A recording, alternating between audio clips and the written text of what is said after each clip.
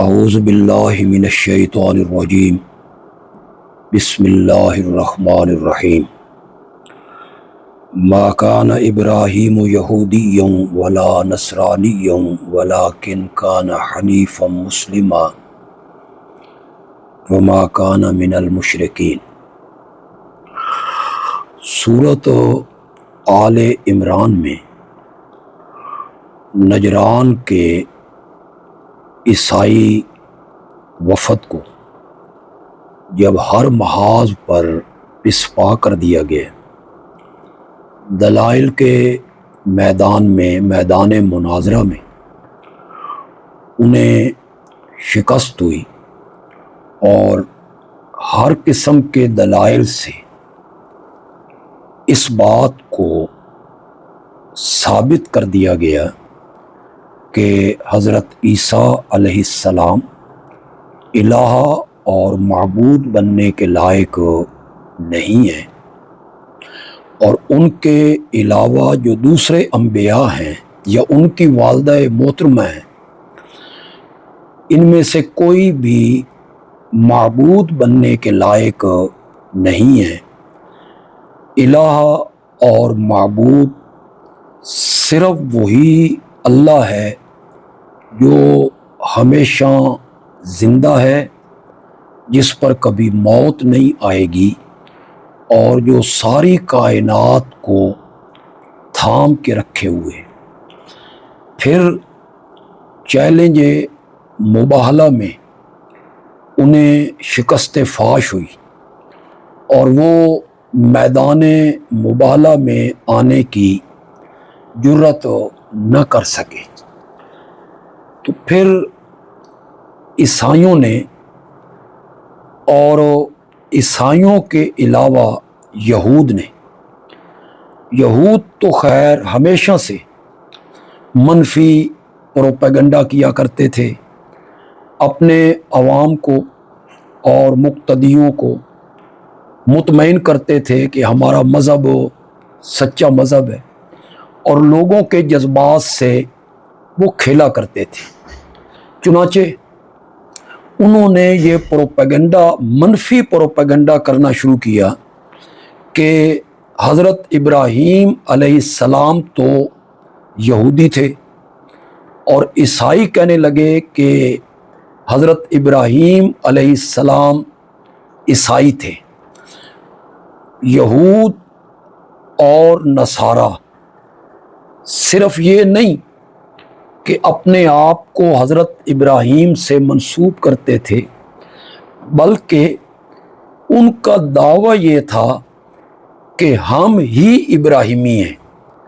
یہود اور نصارہ بھی ایک دوسرے سے اختلاف رکھتے تھے۔ یہود کہتے تھے کہ ہم سچے دین پر ہیں، اور نصارہ کہتے تھے کہ ہم سچے دین پر ہیں، اور وہ لوگوں سے کہتے کہ ہدایت پانا چاہتے ہو تو یہودی ہو جاؤ، اور ہدایت پانا چاہتے ہو تو عیسائی ہو جاؤ۔ یہ ان کا دعویٰ تھا، یہودیوں کا بھی اور عیسائیوں کا بھی۔ وہ لوگوں کو مطمئن کرتے تھے کہ ہمارا دین ہی سچا دین ہے، اور جس رستے پہ ہم چل رہے ہیں یہی دین ابراہیم کا رستہ ہے۔ اپنے آپ کو وہ ابراہیمی کہلاتے تھے، حتیٰ کہ مشرکین مکہ جو بت تراشتے، بتوں کی عبادت کرتے، پرستش کرتے، مختلف بزرگوں کے نام پر اور انبیاء کے نام پر ان بتوں کو منسوب کرتے۔ بیت اللہ میں انہوں نے سینکڑوں کی تعداد میں بت رکھے ہوئے ہیں۔ گھر کا بت الگ ہے، سفر کا بت الگ ہے، دکان کا بت الگ ہے، برادریوں کے بت الگ ہیں۔ جو لوگ بت پرست تھے، تعجب ہے کہ وہ لوگ بھی اپنے ابراہیمی ہونے کا دعویٰ کر رہے ہیں۔ حضرت ابراہیم علیہ السلام تو بت شکن تھے، انہوں نے تو بتوں کو توڑ کے رکھ دیا تھا، اور وہاں بت پوجنے والے اور بتوں کی پرستش کرنے والے وہ بھی اپنے آپ کو ابراہیمی کہلاتے ہیں۔ ذہن میں رکھیے گا، یہ جو کمزور عقیدے کے لوگ ہوتے ہیں، یہ اپنے آپ کو گزرے ہوئے بزرگوں سے منسوب کرتے ہیں، اپنی نسبت بزرگوں کے ساتھ قائم کرنے کی کوشش کرتے ہیں کہ ہم قادری ہیں، نقش بندی ہیں، سہروردی ہیں، اویسی ہیں، یعنی ان کے ساتھ اپنے آپ کو جوڑتے ہیں۔ کئی لوگ آج بھی یہ نعرہ لگا رہے ہیں کہ حضرت علی ہمارے ہیں، ہم حضرت علی کے ہیں اور حضرت علی ہمارے ہیں، ہمیں تو آگ چھو بھی نہیں سکتی۔ اسی طرح ان لوگوں کے بھی یہ خیالات تھے، اپنے آپ کو وہ منسوب کرتے تھے بزرگوں کے ساتھ، یہ صرف اس لیے کہ لوگوں میں یہ تاثر پیدا کیا جائے کہ ہم تو بڑے اعلیٰ قسم کے لوگ ہیں، ہمارے نظریات بڑے اعلیٰ ہیں، ہمارے نظریات تو وہی ہیں جو حضرت ابراہیم علیہ السلام کے نظریات تھے، اور ہمارے عقائد بھی وہی ہیں، اور ہمیں حضرت ابراہیم علیہ السلام سے بڑی محبت ہے۔ تو وہ کہتے تھے کہ ہدایت چاہتے ہو تو یہودی ہو جاؤ، ہدایت چاہتے ہو تو عیسائی ہو جاؤ۔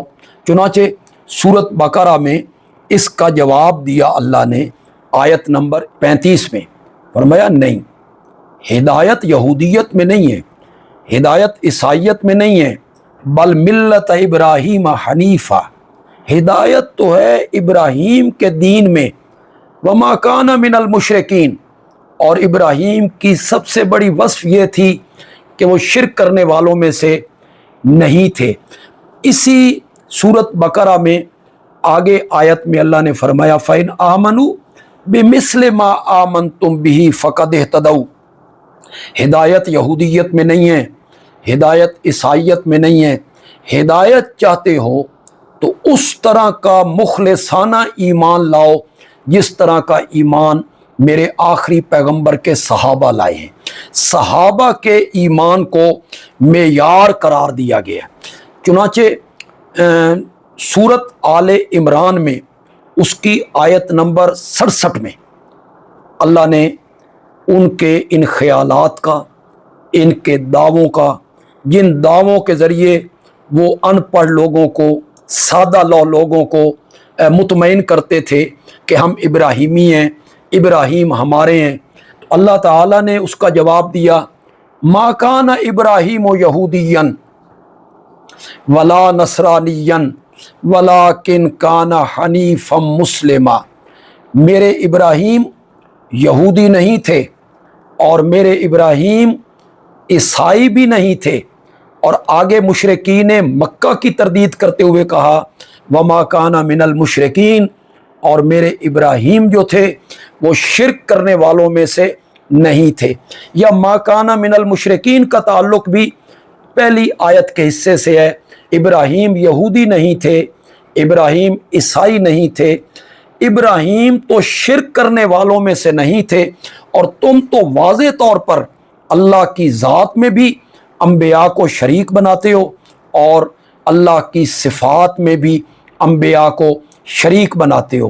آگے اللہ نے حضرت ابراہیم علیہ السلام کا تعارف کروایا وَلَٰكِنْ كَانَ حنیفا، ابراہیم تو حنیف تھے، یعنی یکسو تھے، سب سے کٹ کر اللہ سے جڑنے والے، اللہ پر اعتماد کرنے والے، واحد اللہ پہ توکل اور بھروسہ کرنے والے، مسلمن فرما بردار، اللہ کے ہر حکم کے سامنے سر تسلیم خم کرنے والے تھے، وما کان من المشرکین، اور ابراہیم شرک کرنے والوں میں سے نہیں تھے۔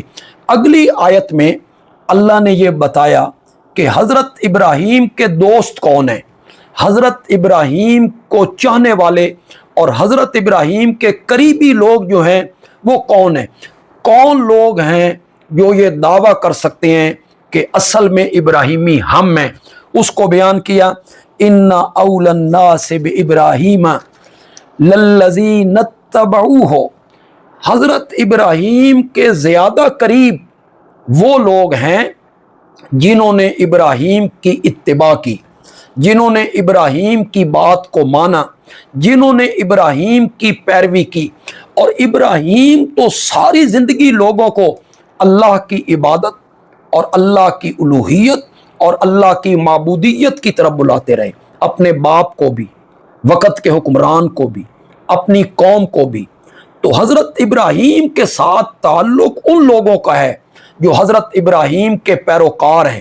اس آیت نے اس بات کو ثابت کیا کہ بزرگان دین جو ہیں، جیسے حضرت شیخ عبد القادر جیلانی رحمۃ اللہ علیہ، حضرت علی حجویری رحمۃ اللہ علیہ، حضرت سیدنا علی ابن ابی طالب رضی اللہ تعالی عنہ، حسنین کریمین رضی اللہ تعالی عنہما ہیں، تو ان سے بھی اصل حقیقی تعلق ان لوگوں کا ہے جو ان کے پیروکار ہیں، جو ان کی اتباع کرنے والے ہیں۔